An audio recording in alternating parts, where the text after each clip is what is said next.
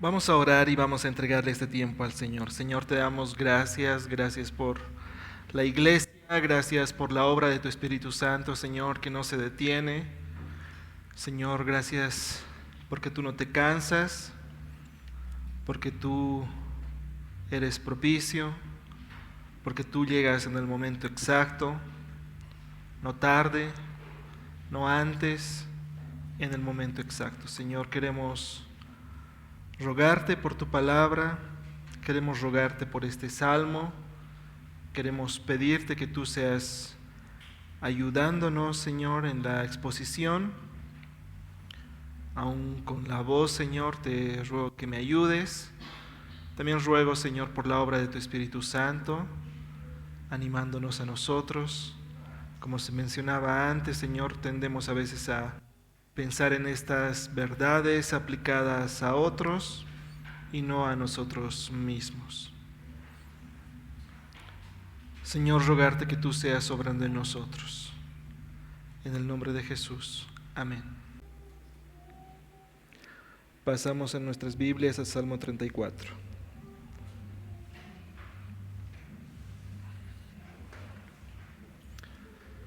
David corría por el camino polvoriento, con el corazón latiéndole con fuerza. Sabía que Saúl lo estaba buscando para matarlo, y ya no tenía dónde esconderse. Sin armas ni provisiones, su única opción era un territorio enemigo, Gat, la ciudad de los filisteos. Pero ¿cómo podría encontrar refugio entre aquellos a quienes había vencido en batalla? Al llegar a las puertas de la ciudad, la mirada de los guardias se clavó en él. Murmullos se alzaron. ¿No es este David el que derrotó a miles en Israel? ¿El que mató a nuestro héroe Goliat? David sintió el peso de aquellas palabras. Su reputación lo había alcanzado y ahora estaba atrapado. Lo llevaron ante el rey Aquis. El corazón de David se aceleró. Sabía que si el rey descubría quién era realmente, su vida terminaría allí mismo. Solo tenía la espada de Goliat, pero ni siquiera eso le garantizaba su seguridad. No tenía ejército con quien defenderse, solo su ingenio y su fe en Dios. Entonces David idea un plan. Comenzó a comportarse como un loco. Dejó que la saliva escurriese por su boca, garabateó en las puertas y se tambaleó como un hombre sin juicio. Los cortesanos se apartaron con desprecio y el rey Aquis frunció el ceño. ¿Para qué me traen a este loco? ¿Acaso me faltan dementes en mi reino? Saquen a este hombre de mi presencia. David fue expulsado de la ciudad. Tan pronto estuvo fuera de peligro, se escondió en una cueva. Aún estaba tembloroso. Pero en medio de su temor se inclinó y adoró a Dios, y en ese momento de desesperación nació un canto en su corazón.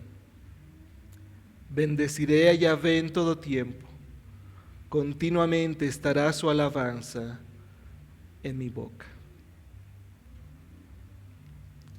En el Señor se gloriará mi alma, lo oirán los humildes y se regocijarán. Engrandeced a Yahvé conmigo y exaltemos aún a su nombre. Busqué a Yahvé y él me respondió y me libró de todos mis temores. Los que a él miraron fueron iluminados, sus rostros jamás serán avergonzados. Este pobre clamó y Yahvé le oyó y lo salvó de todas sus angustias. El ángel de Yahvé acampa alrededor de los que le temen y los rescata. Probad y ved que Yahvé es bueno. Cuán bienaventurado es el hombre que en él se refugia. Temed a Yahvé vosotros sus santos, pues nada les falta a aquellos que le temen. Los leoncillos pasan necesidad y tienen hambre, mas los que buscan a Yahvé no carecerán de bien alguno. Venid, hijos, escuchadme, y os enseñaré el temor de Yahvé. ¿Quién es el hombre que desea vida y quiere muchos días para ver el bien? Guarda tu lengua del mal y tus labios de hablar engaño. Apártate del mal y haz el bien. Busca la paz y síguela. Los ojos de Yahvé están sobre los justos y sus oídos atentos a su clamor. El rostro de Yahvé está contra los que hacen mal, para cortar de la tierra su memoria. Claman los justos y Yahvé los oye y los libra de todas sus angustias. Cercano está Yahvé a los quebrantados de corazón y salva a los abatidos de espíritu. Muchas son las aflicciones del justo, pero de todas ellas lo libra Yahvé. Él guarda todos sus huesos, ni uno de ellos es quebrantado. La maldad dará muerte al impío, y los que aborrecen al justo serán condenados. Yahvé redime el alma de sus siervos, y no será condenado ninguno de los que en él se refugia.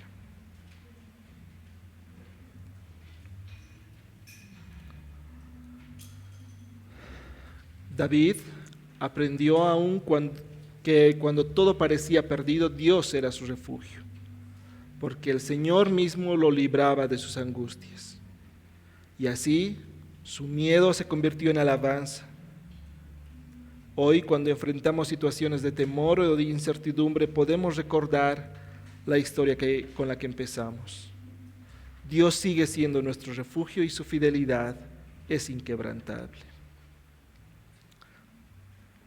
Seguramente este es uno de los salmos que tú conoces, y si no lo conoces en su extensión, hay porciones de este salmo que tú recuerdas o tal vez incluso te lo sabes de memoria.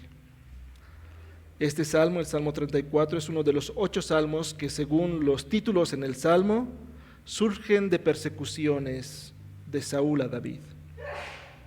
Y de ser así, no estaría ordenado estos salmos de manera cronológica, ya que según los libros históricos de la Biblia y según Carro, que hacen la interpretación de esto, el orden sería primero el Salmo 7, después el 59, después el Salmo 56, después el Salmo 34, después el Salmo 52, después el Salmo 57, después el Salmo 142 y después el Salmo 54.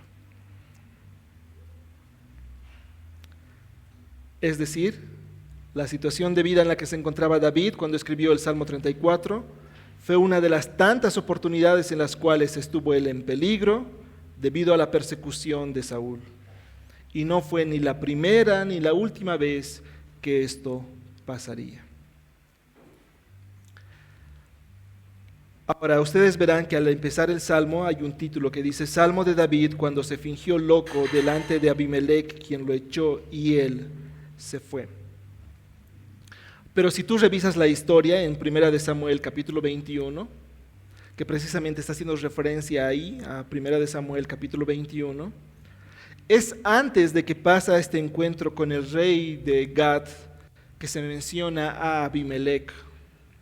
David estaba escapando de Saúl y llega al templo de Israel, y con engaños logra que el sacerdote Abimelech le invite el pan de la propiciación, y después que le dé la espada del mismo Goliat. Después de ese evento, una vez más, David, huyendo de Saúl, se va a Gad, donde el rey de Gad, que es la historia que leíamos al principio. Pero tal vez aquí te encontrarás con una diferencia. Mientras que en 1 de Samuel 21 menciona que el rey de Gad se llamaba Aquis, en el título del Salmo 34 se refiere a Abimelech. Entonces la pregunta ¿es acaso este un error en la Biblia? ¿Cómo se interpreta, cómo se explica que en un pasaje se lo menciona como Abimelech y en el otro se lo menciona como Aquis? Como en reiteradas oportunidades hemos mencionado, lo que aparentemente son contradicciones son fácilmente explicables. Según Sproul y también según Carro, coinciden con la misma explicación.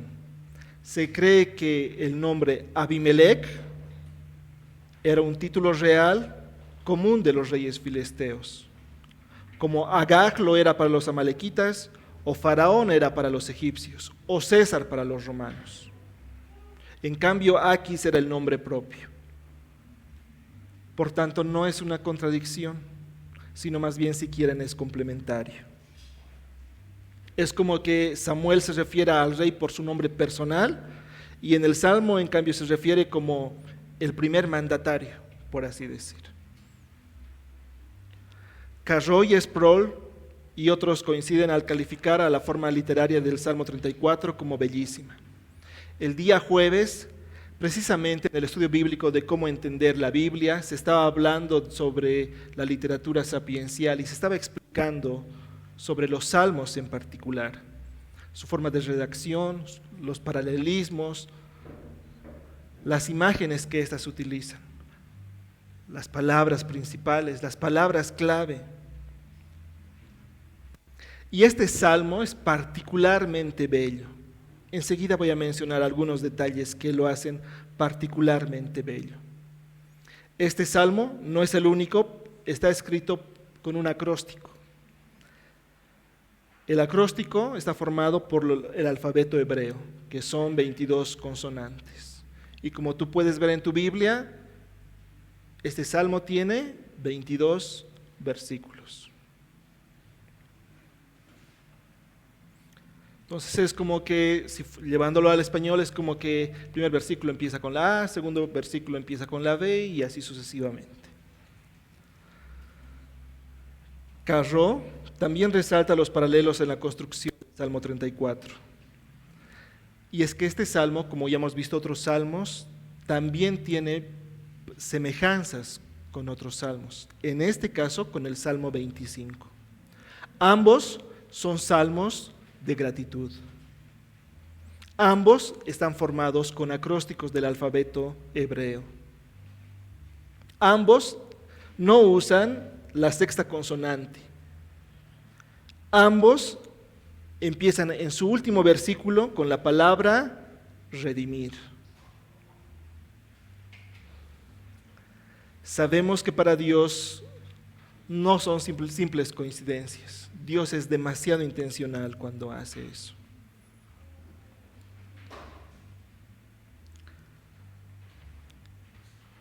Tal vez te pones a pensar, ¿por qué usar tanto acrósticos? Y además de un tema de forma, está claro que hay un tema de memorización y enseñanza. ¿Qué quiere decir? Que la intencionalidad de estos salmos era que sean repetidos por el pueblo de Israel y que las generaciones enseñen a las nuevas generaciones y que de esa manera, con esa facilidad de usar acrósticos, pueda ayudar en la memorización. Es decir, Dios quiere que guardemos su palabra y la misma sea transmitida de generación en generación. El Salmo 34 es un himno de acción de gracias, es un canto de gratitud y confianza en Dios. Ahora, seguramente cuando tú lo leías o cuando lo cantabas, te imaginabas que era en un momento en el cual él estaba feliz, contento, disfrutando de estar en una relación de paz con Dios.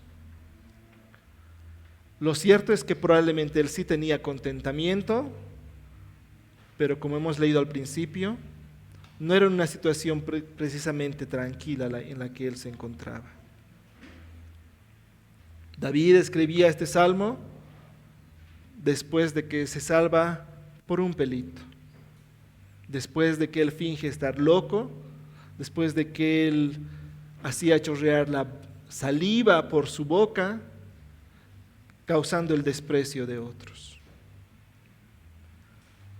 Ya entendiendo eso, podemos ver que David nos enseña lo que es la adoración genuina. La adoración genuina no va a depender de nuestras circunstancias, sino de nuestra visión de Dios. Y eso es gran parte de lo que quiero transmitir el día de hoy. La adoración genuina no va a depender de nuestras circunstancias, sino de nuestra visión de Dios.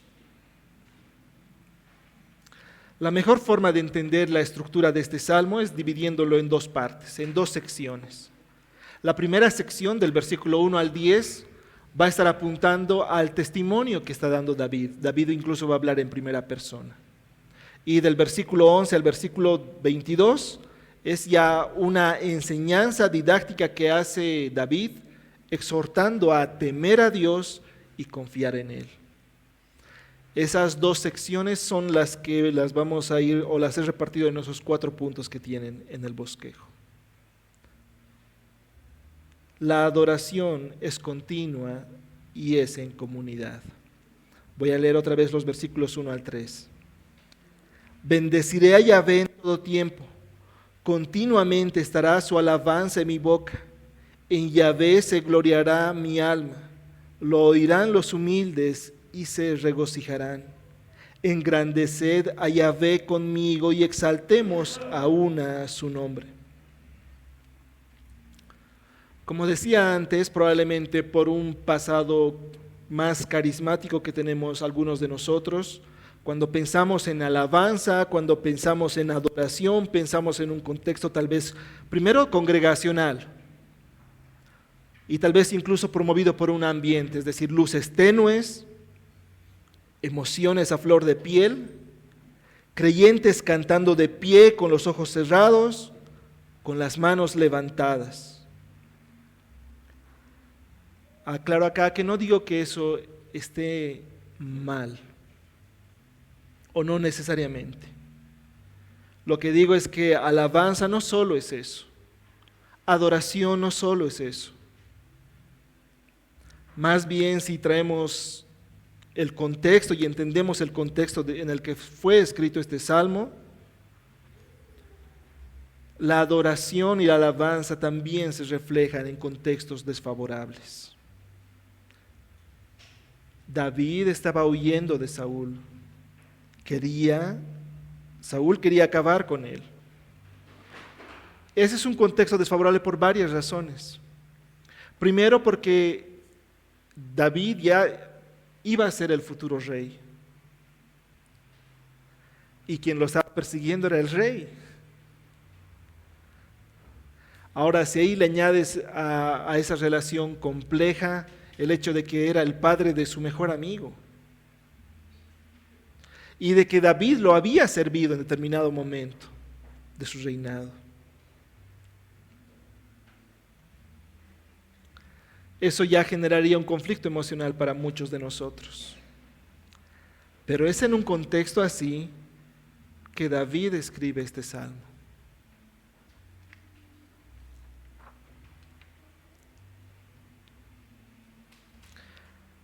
Voy a hacer referencia al otro pasaje que leí al principio. Primera de Samuel 21, 11 al 13. Primera de Samuel 21, del 11 al 13. Pero los siervos de Aquis le dijeron: ¿no es este David el rey de la tierra? ¿No cantaban de él en las danzas diciendo: Saúl mató a sus 1000 y David a sus 10,000?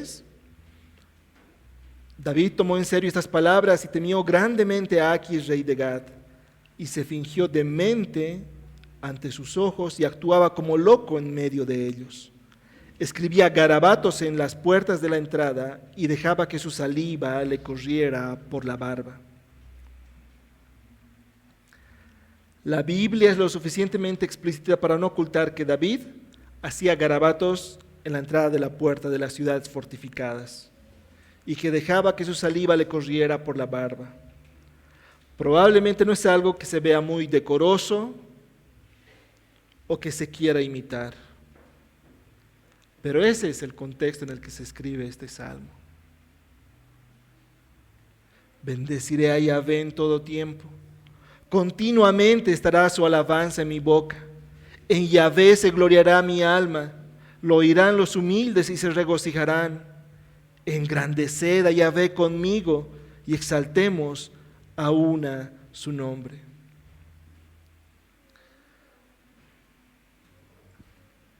David realmente estaba en sus cabales para cuando acaba de pasar esa situación donde lo rechazan por el aspecto grotesco y la conducta grotesca que tenía, para escribir lo que escribe.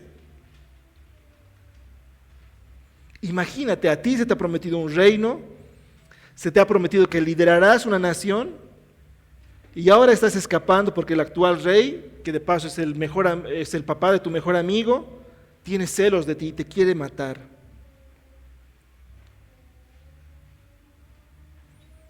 Y entonces recurres a actuar como un loco y sufres el desprecio, recibes el desprecio, tanto así que te echan, porque es desagradable verte.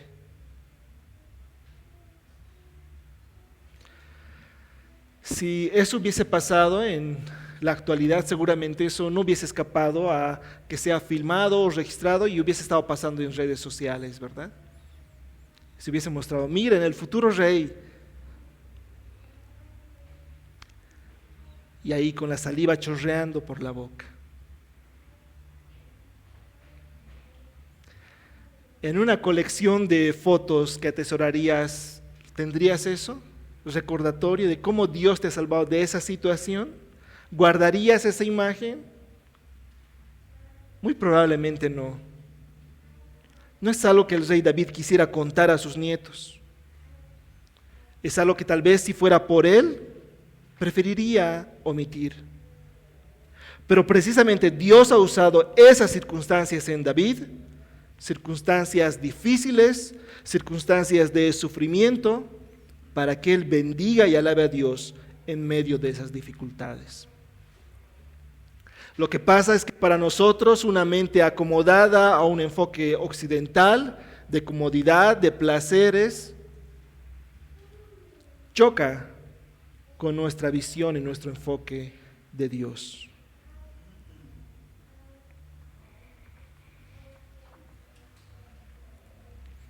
Efesios 5, 18 al 20 dice Pablo, el apóstol Pablo, y no os embriaguéis con vino en lo cual hay disolución, sino sed llenos del Espíritu, hablando entre vosotros con salmos, himnos y cantos espirituales, cantando y alabando con vuestro corazón al Señor. Versículo 20, dando siempre gracias por todo en el nombre de nuestro Señor Jesucristo. Dando siempre gracias por todo. Primera de Tesalonicenses 5, 16 al 18. Estad siempre gozosos, orad sin cesar, dad gracias en todo, porque esta es la voluntad de Dios para vosotros en Cristo Jesús. Pero lo que nosotros quisiéramos es dar gracias a Dios cuando las cosas están saliendo como nosotros queremos.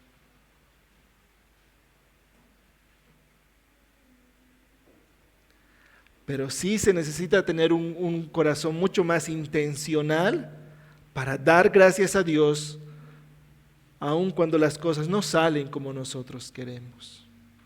Aun cuando estamos pasando por cosas por las que no quisiéramos pasar. Porque como nos dicen en esos pasajes del Nuevo Testamento que acabo de leer, esa es la voluntad de Dios. Un gozo, un contentamiento en Yahvé que va más allá de las circunstancias.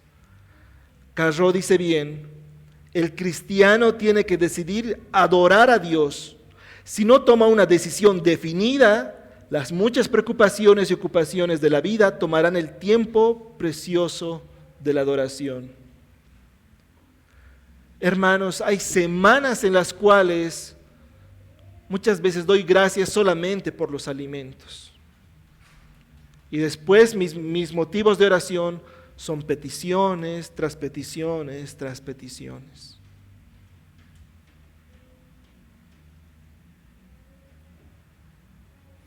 Haríamos bien en recordar las palabras de Carro.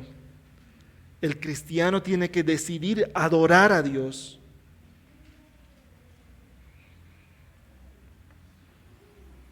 Y cuando nos metemos en preocuparnos por las preocupaciones, enfocarnos en las ocupaciones de la vida, vamos a terminar drenados.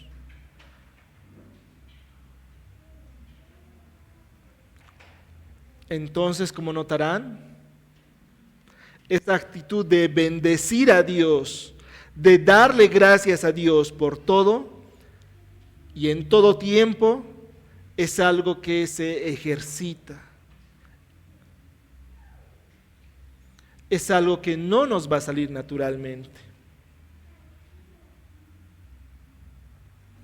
Spurgeon, en su comentario de este salmo, se refiere a Samuel Clarke y dice: el mártir Bradford, hablando a la reina Marie, en cuyo poder se hallaba, y por consiguiente bajo su cruel clemencia, le dijo: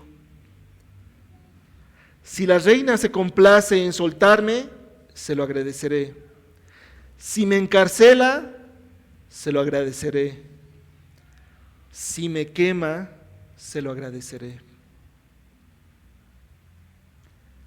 Esto dijo un alma creyente: hágame Dios lo que me haga, estaré agradecido. O como dice David: bendeciré a Yahvé en todo tiempo, continuamente estará su alabanza en mi boca.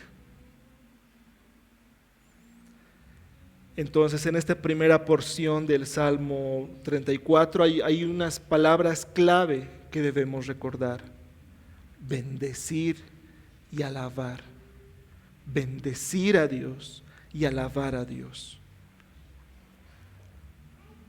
La vida del cristiano debería ser una vida de constante adoración, independientemente de las circunstancias.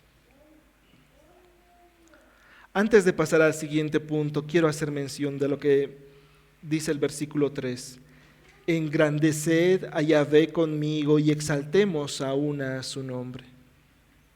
Fíjate cómo David, si bien es la parte de la sección donde él está dando testimonio personal, ahora en el versículo 3 ya no habla en solitario, ya no está hablando solamente de su experiencia, más bien dice: engrandeced a Yahvé conmigo y exaltemos aún a su nombre. Porque la adoración de los creyentes verdaderos debe ser continua, pero además, como dice el punto, debe ser en comunidad. El creyente se agrada de adorar a Dios en comunidad. No lo ve como una carga. Más bien, ese es su deseo. Hay algunas iglesias, por ejemplo, que llevan su servicio de manera virtual y a la par de lo que están teniendo el servicio lo transmiten en sus redes sociales. Y bueno, eso es decisión de cada iglesia. Pero un peligro es que muchos de ellos prefieren seguir el servicio, dicen: estoy siguiendo el servicio desde la comunidad de mi casa, cuando quiero voy a tomar un café, cuando quiero me puedo distraer, ¿sí? Y estoy participando con la iglesia. Es más, hace creo que un año, creo que cuando estábamos, no, más tiempo, cuando estábamos saliendo de la virtualidad, un reconocido autor y conferencista abrió su congregación virtual. Creo que gracias a Dios y seguramente al consejo de otros hermanos, él desistió de la idea y entendió que ese enfoque no es bíblico. Lo mismo, aquellos que están siguiendo desde la comodidad de su hogar, por más que sea el servicio de su iglesia, no están participando de la adoración junto con la iglesia. No están adorando en comunidad.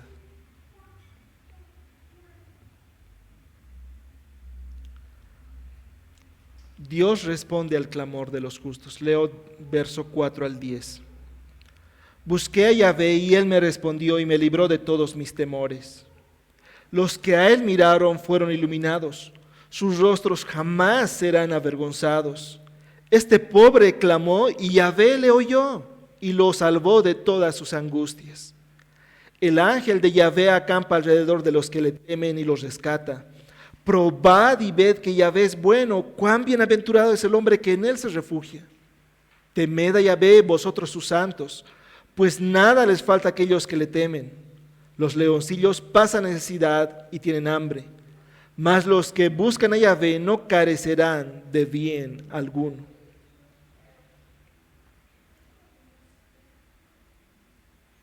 Presta atención cuando David dice que Dios responde al clamor de los justos y pone su ejemplo personal, es decir, pone su experiencia.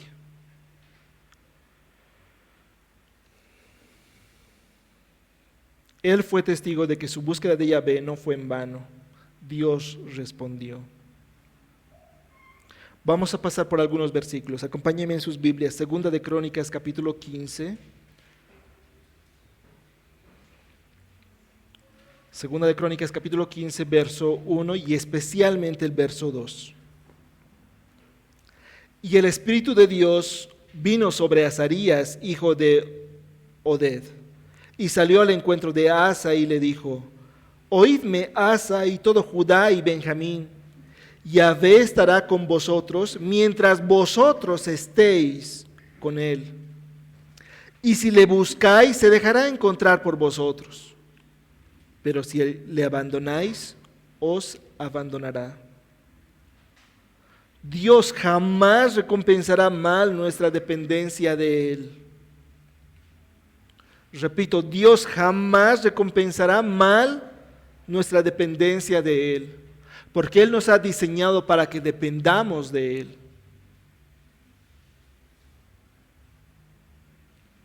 Salmo 9, verso 10. En ti pondrán su confianza los que conocen tu nombre, porque tú, oh Yahvé, no abandonas a los que te buscan. Este tipo de expresiones de búsqueda no defraudada están a lo largo de toda la Biblia y podría seguir y solamente estoy mencionando dos referencias por el tiempo. Dios jamás va a recompensar mal nuestra dependencia de Él. Es decir, nunca perdemos el tiempo cuando lo estamos buscando. Dios quiere dejar en claro que no es alguien cruel que nos dice que lo busquemos, pero que no se deja hallar. Jonás capítulo 2, verso 2.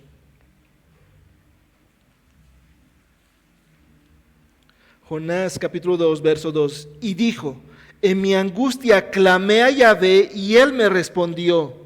Desde el seno del Seol pedí auxilio y tú escuchaste mi voz.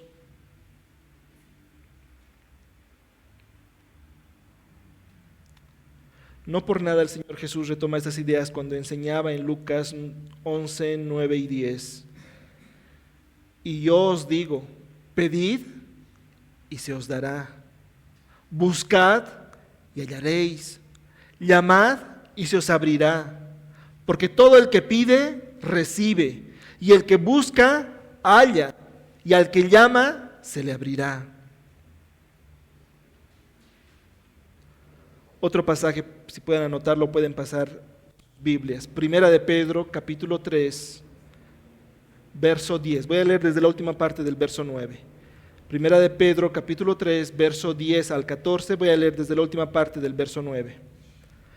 Fueron llamados con el propósito de heredar bendición, pues el que quiere amar la vida y ver días buenos, refrene su lengua del mal y sus labios no hablen engaño.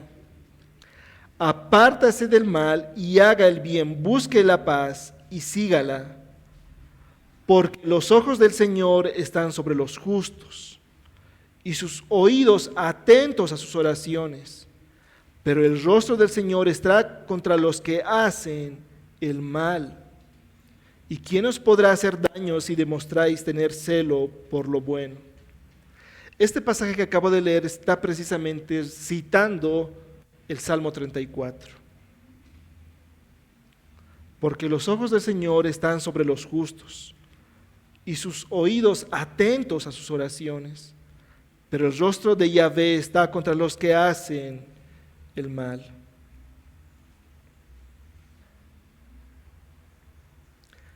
Las palabras clave entonces de esta porción serían: busqué y Dios escuchó. Ellos clamaron, Dios escuchó.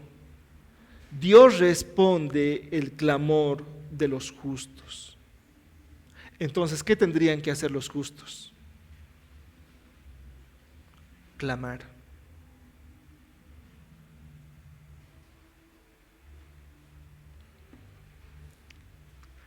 En contextos como los que actualmente vivimos en Bolivia, ¿no?, donde es mucha incertidumbre, y si tú te encuentras asustado, si tú te encuentras preocupado, imagínate cómo está el no creyente. cuya esperanza solamente está en la autoridad de gobierno o en el futuro presidente, cuya esperanza solamente está en sus capacidades o en sus oportunidades o en sus contactos. Si tú sientes ansiedad, imagínate cómo están ellos, sin esperanza. Pero ¿cuál es el problema? Que muchos de los creyentes verdaderos estamos muy parecidos a ellos, ansiosos, preocupados, desesperanzados.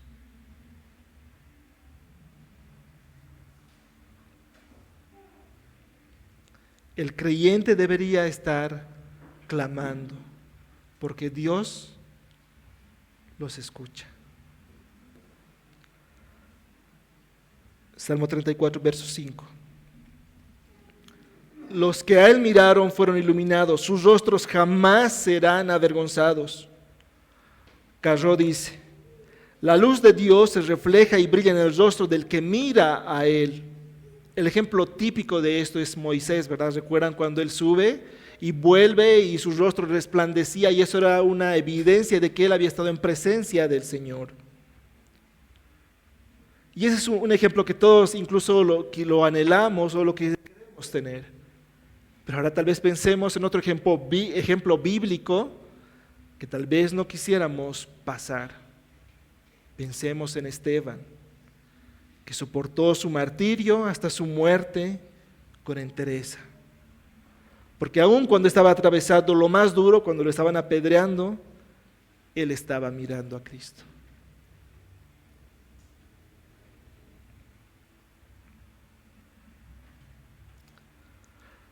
Los que a él miraron fueron iluminados. Sus rostros jamás serán avergonzados.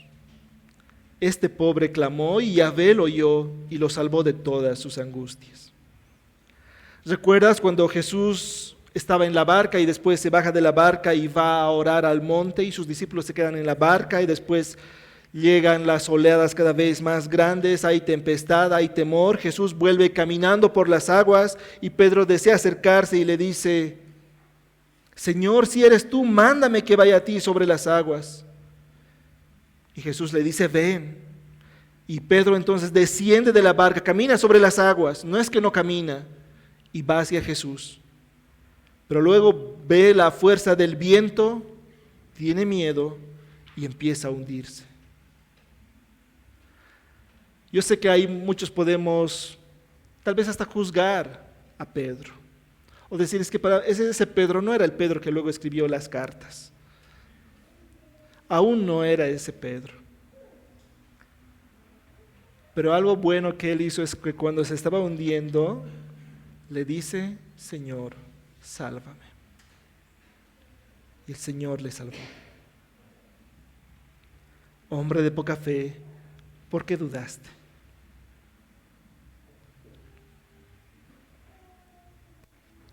Ahora cambiemos el nombre de Pedro y pongamos tu nombre. Hombre de poca fe, ¿por qué dudaste? Spurgeon explica, cuanto más pensamos en nuestro Señor y menos en nosotros, tanto mejor.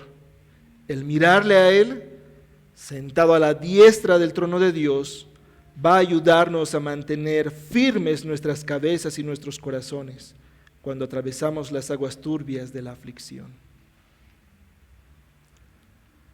No podemos evitar pasar por situaciones de dificultad en nuestra vida. Dios lo va a permitir. Dios lo va a usar. Pero sabemos cómo debemos afrontar esas situaciones. Versículo 7. El ángel de Yahvé acampa alrededor de los que le temen y los rescata. Hay dos interpretaciones que, aunque son diferentes, ambas tranquilamente podrían ser posibles respecto a este versículo. La primera, que el ángel de Yahvé se refiere a un ángel de Dios, un emisario, un mensajero enviado por Dios para cumplir una misión, y esa misión es proteger al pueblo de Dios. La Biblia ya ha relatado eventos semejantes, por ejemplo en 2 de Reyes 6:17, que no lo voy a leer por el tiempo. Sí, se encontraban prácticamente acorralados, ¿no? y tenían temor, Y uno de ellos, Eliseo, entonces ora y dice: oh Yahvé, te ruego que abras mis ojos para que vea. Y Yahvé abrió los ojos del criado y miró. Y he aquí, dice la Biblia, que el monte estaba lleno de caballos y carros de fuego alrededor de Eliseo. Y ellos salen triunfantes. Entonces Dios mandando emisarios, mandando mensajeros para proteger a su pueblo. Esa es la primera interpretación de este versículo, la primera interpretación posible. La segunda interpretación posible: el ángel de Yahvé, entendiéndolo como una teofanía, o mejor aún como una cristofanía, es decir, una manifestación de Dios mismo, en este caso de Cristo, antes de encarnarse en la persona de Jesús.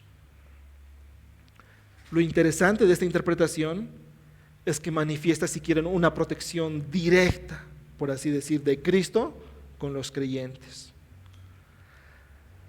Aunque no habría problema con la primera interpretación, porque al final es protección de Dios, personalmente yo me quedaría con la segunda interpretación. Por lo que dice después en el versículo 8 del Salmo 34. Probad y ved que Yahvé es bueno.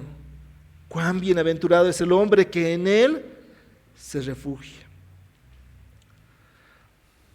Ahora, yo sé que muchas veces se puede malinterpretar, ¿no? Y llevar este pasaje y decir que tú tienes que probar a Dios y que Dios tiene que cumplirte. Pero con todo el contexto, sin ignorar el contexto de lo que hemos desarrollado hasta acá, lo cierto es que acá David dice: probad y ved que el Señor es bueno.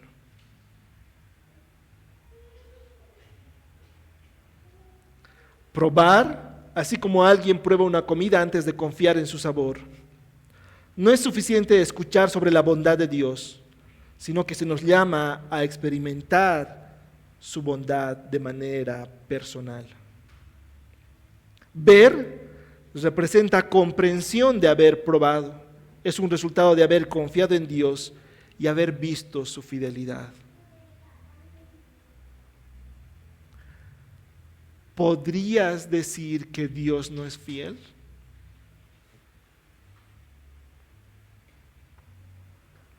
En el versículo 8, David está instando a creer en Dios y a ejercitar su fe.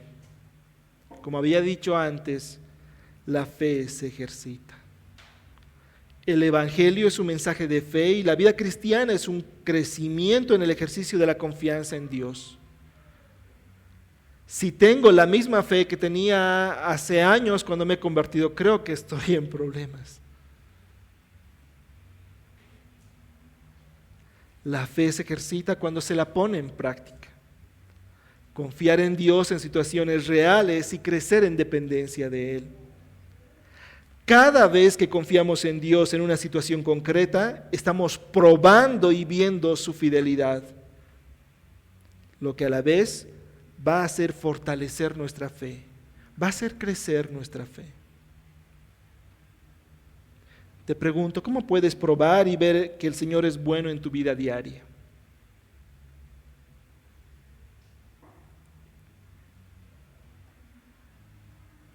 Versículo 10. Los leoncillos pasan necesidad y tienen hambre, mas los que buscan a Yahvé no carecerán de bien alguno. No es casualidad que David va a expresar o va a usar la expresión de leoncillos. Los leones en el contexto bíblico y en lo que nosotros podemos ver representan fortaleza, autosuficiencia e incluso son cazadores letales, mayormente las leonas, ¿no? No por nada se lo conoce como el rey de la selva, ¿verdad? Pero incluso ellos, los leoncillos, pueden pasar necesidad y tener hambre. Pero los que buscan a Yahvé no carecerán de bien alguno. Y espero que a estas alturas puedas comprender que David no está hablando exclusivamente de bienes materiales, sino de una provisión integral, provisión espiritual, provisión emocional y sí también provisión material, pero de manera integral.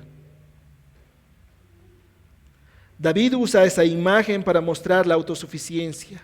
Sin Dios es limitada. Los recursos humanos no garantizan la provisión.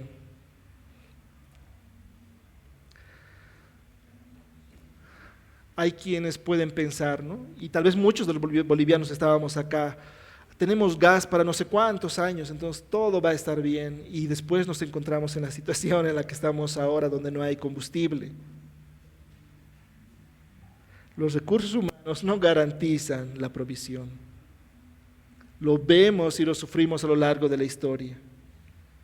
En cambio, quienes buscan a Yahvé, aunque carezcan de fuerza propia, jamás les faltará lo esencial, porque dependen de Dios, quien es un fiel proveedor.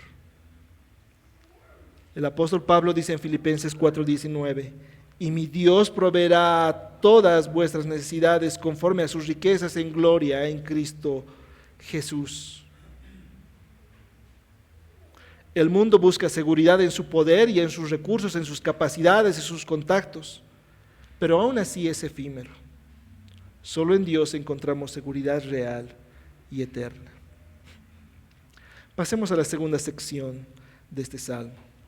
El temor de Yahvé guía a la verdadera adoración. Voy a leer, pese a que había dicho que es desde el versículo 11 en adelante, voy a leer el versículo 9. Temed a Yahvé, vosotros sus santos, pues nada les falta a aquellos que le temen. Ahora sí paso al 11. Venid, hijos, escuchadme, os enseñaré el temor de Yahvé. ¿Quién es el hombre que desea vida y quiere muchos días para ver el bien? Guarda tu lengua del mal y tus labios de hablar engaño. Apártate del mal y haz el bien, busca la paz y síguela. Los ojos de Yahvé están sobre los justos y sus oídos atentos a su clamor. El rostro de Yahvé está contra los que hacen mal, para cortar de la tierra su memoria. Habrás escuchado expresiones, y espero que no hayan sido confesiones de tu boca, como no le temo a nada ni a nadie, o a mí no me asusta ni el diablo. Pero la Biblia dice que hay un temor que es bueno que lo tengamos, que nos refrena de hacer lo que nuestros impulsos nos mandan, y este es el temor de Yahvé. De ahí que David insiste, ustedes santos, teman al Señor. Después continúa en el verso 11, cuando dice, venid hijos, escuchadme. No lo está diciendo en un sentido de padre a hijos, aunque también podría aplicarse. Mayormente lo está diciendo en un sentido de maestros a discípulos, como de un mentor que quiere guiar a su mentorado. Ahora, presta atención. David era un excelente músico, ¿verdad? Tanto así que comparecía ante el rey Saúl y le tocaba con el arpa y era lo único que le tranquilizaba en su momento. Era un músico reconocido. También era muy ágil, muy hábil con la onda, y lo sabemos por lo que pasa con Goliat. Sabía moverse en batalla. ¿Cuántas batallas ha ganado? Además ha sido uno de los gobernantes más destacados. Pero es curioso, por lo menos curioso, que a su mentorado no le dice, ven, te voy a enseñar a gobernar una nación. No le dice, te voy a enseñar a manejar la onda. No le dice, te voy a enseñar a tocar el arpa. Más bien les dice, os enseñaré el temor de Yahvé, porque este es el ingrediente principal para todo. Proverbios 1:7 dice, el temor de Yahvé es el principio de la sabiduría. Los necios desprecian la sabiduría y la instrucción, porque menosprecian el temor de Yahvé. Incluso el temor de Yahvé está vinculado con la verdadera adoración. Conforme más conocemos a Yahvé, más se perfecciona en nosotros el temor de Yahvé y lo vamos a adorar mejor. De ahí que postulo este punto, el tercer punto, el temor de Jehová o de Yahvé guía la verdadera adoración. El tener temor de Yahvé no es malo, más bien es beneficioso para nosotros. Versículo 12. ¿Quieres una vida larga de bien? Y entonces menciona 4 elementos clave. El primero, guarda tu lengua del mal. Cuida tu lengua de hablar engaño, mentiras, chismes, hablar más de la cuenta. Y esto es conforme a lo que Santiago enseña en el capítulo 3. Los otros elementos claves: apártate del mal, haz el bien y busca la paz.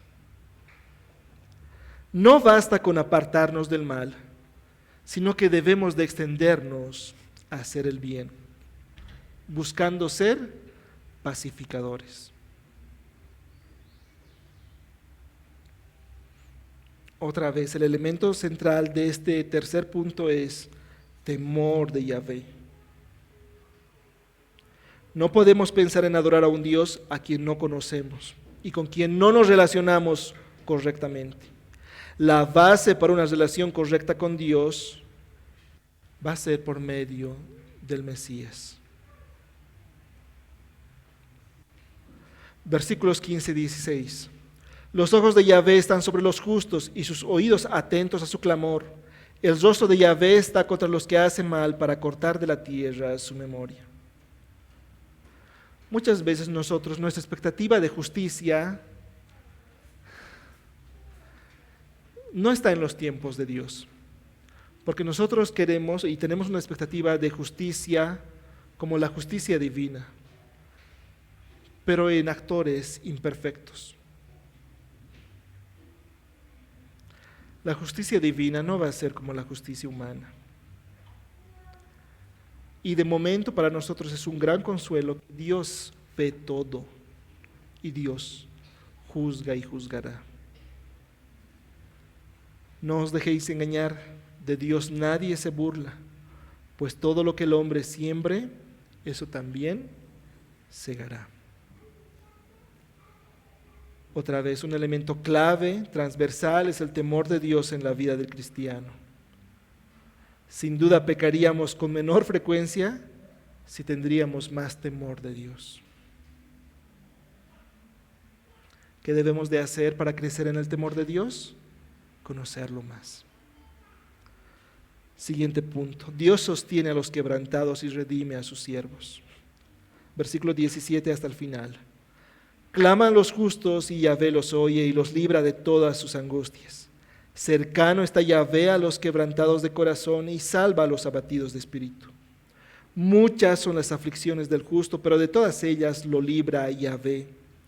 Él guarda todos sus huesos, ni uno de ellos es quebrantado. La maldad dará muerte al impío y los que aborrecen al justo serán condenados. Yahvé redime el alma de sus siervos y no será condenado ninguno de los que en él se refugian. Con respecto al versículo 18, cercano está el Señor a los quebrantados de corazón y salva a los abatidos de espíritu. Carro explica, una actitud de arrepentimiento es una de las señales más seguras de la conversión y del creyente verdadero. Arrepentimiento. Sabemos que el arrepentimiento es necesario para la salvación, pero también debe ser un elemento distintivo en la vida del creyente, en su maduración. La palabra clave en esta porción del Salmo es redimir, si quieren librar, si quieren salvar. Muchas son las aflicciones del justo, pero de todas ellas lo libra Yahvé.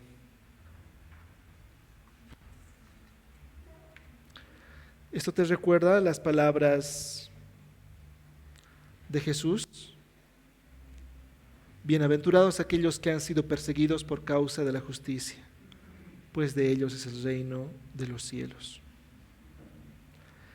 Carro explica, el salmista no va a prometer una vida sin dificultades, porque eso sería mentir. El mismo salmo surgió a partir de una dificultad. Pero las dificultades y las crisis también son oportunidades para la manifestación de la fidelidad y del poder de Dios. Dios quiere que experimentemos la grandeza de su salvación presente y futura por medio de pasar por esas dificultades. ¿Lo habías considerado así? Eres privilegiado por poder experimentar el poder y la fidelidad de Dios en medio de tus circunstancias de dificultad. Eres privilegiado.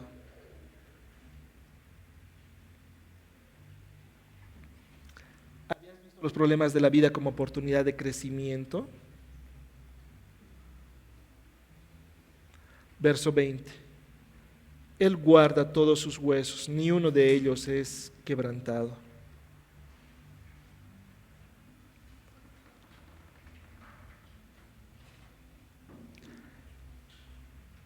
Este versículo que David escribe no solo es un recordatorio del cuidado de Dios con su pueblo, sino que también es una profecía mesiánica respecto a la pasión y a la muerte del Mesías prometido, donde ninguno de sus huesos iba a ser quebrantado.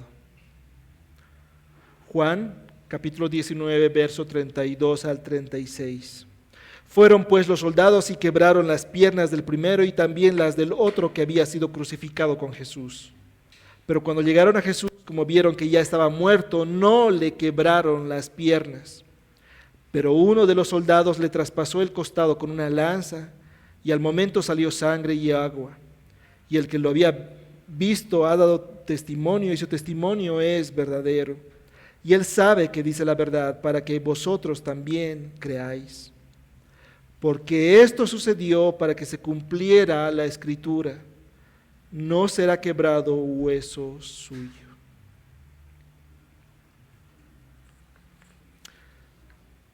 ¿Por qué era importante que no se le quebrara los huesos a Jesús?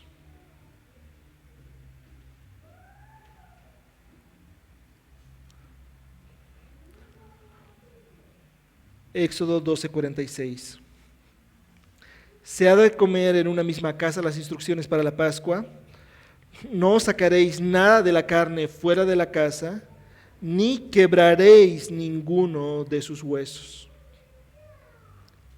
En la celebración de la Pascua tenían la instrucción de que al cordero no se le debería quebrar huesos.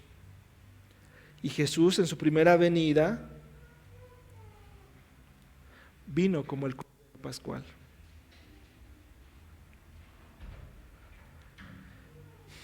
No sé si estás entendiendo la dimensión de lo que este salmo está diciendo. 1000 años antes de que ocurra, 1000 años, 1033, 1000 años antes de que Jesús nazca, este salmo está diciendo que a Jesús no se le va a quebrar huesos. Una evidencia más de que Jesús es el Cordero Pascual perfecto de Dios, ya que cumplió exactamente con lo que las Escrituras demandaban de él. Si se le habría quebrado un hueso, el sacrificio de Cristo ya no sería válido según la ley de Dios. Pero Dios no comete errores. Una evidencia más de la soberanía de Dios. A Dios las cosas no se le salen de control. Para Dios no hay casualidades. Dios controla cada detalle, así como se cumplió cada detalle en el plan redentor de Dios.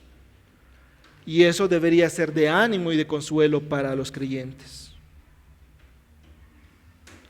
En resumen, este versículo 20 no implica que los creyentes nunca van a experimentar sufrimiento, sino que en medio del sufrimiento Dios los va a sostener y les da vida en abundancia. Los últimos 2 versículos. La maldad dará muerte al impío y los que aborrecen al justo serán condenados. Yahvé redime el alma de sus siervos y no será condenado ninguno de los que en él se refugian.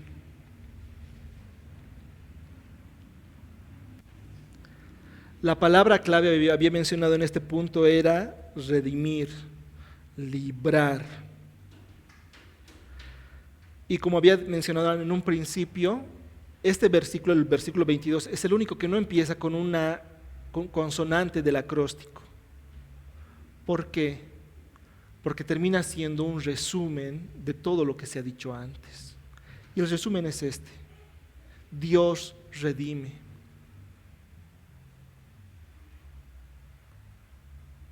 Salmo 25:22 dice: Dios redime a Israel de todas sus angustias, Lamentaciones 2, 57, 58 dice: te acercaste el día en que te invoqué, dijiste no temas.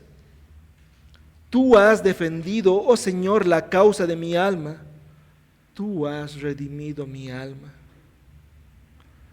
Es Dios quien redime, es Dios quien separa, es Dios quien rescata, es Dios quien libera. Es Dios el Salvador de los hombres. Aquí vemos una gran aplicación de la bondad de Dios. Es Dios quien se acerca a nosotros. Es Dios quien nos salva. No nos salvamos nosotros a nosotros mismos. Con todo lo revisado, no estamos exagerando al decir que el Salmo 34 es una joya poética. Y joya poética tanto en forma como en fondo. En forma porque combina una estructura acróstica, combina paralelismos, imágenes vivas y repeticiones de palabras clave para comunicar el mensaje, el fondo.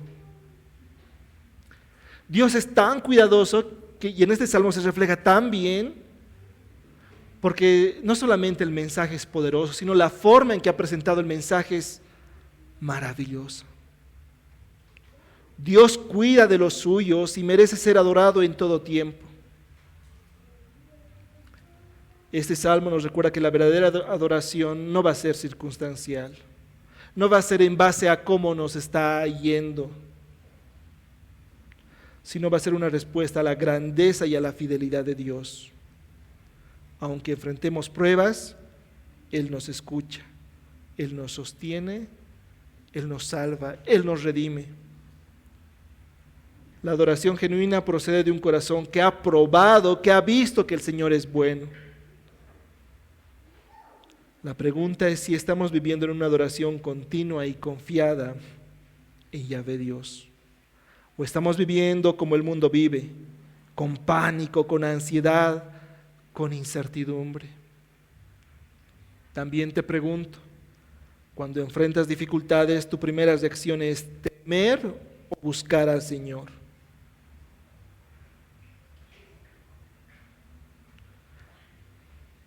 ¿Cuál es tu primera reacción?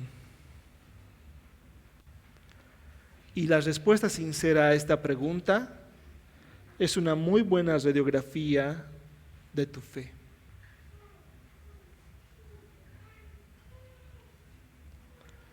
¿Cómo la obra de Cristo en la cruz te da seguridad de que Dios cuida de ti? Porque eso es lo que dice el Salmo 34. ¿Has meditado en eso lo suficiente?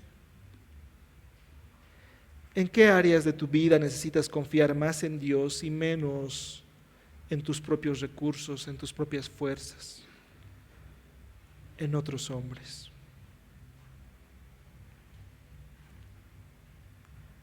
¿Cómo puedes practicar la alabanza en Dios en todo tiempo, aún en medio de las pruebas que actualmente puedas estar atravesando? ¿Acaso Dios no es poderoso? ¿Acaso Dios no es bueno?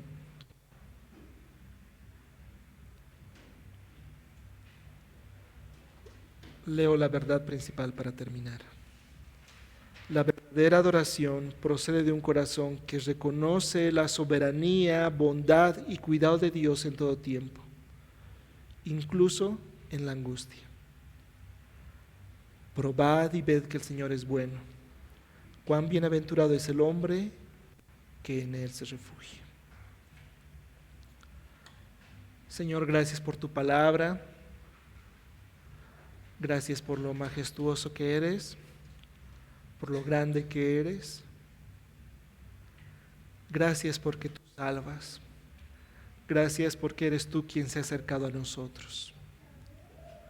Eres tú quien cambia corazones, quien abre nuestros ojos espirituales,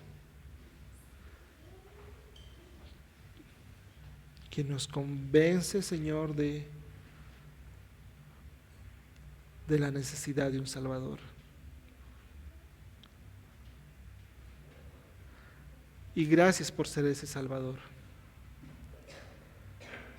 Señor, te agradecemos. Señor, queremos probar y ver tu bondad.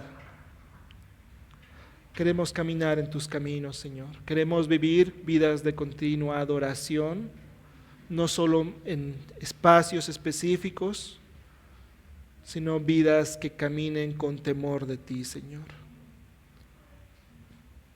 Y las circunstancias de dificultad que tú permites que pasemos, Señor, queremos hacerla mirando a Cristo, su obra, su cuidado, tu amor, tu protección. Tú eres bueno, tú eres fiel. Señor, ayúdanos a recordar eso. Y cuando vienen pensamientos que nos hacen dudar de eso, Señor, que tu palabra venga a nuestra mente. Que podamos recordar esto, que podamos entender, recordar incluso el contexto en el cual fue escrito esto. Que tú traigas a memoria tu bondad.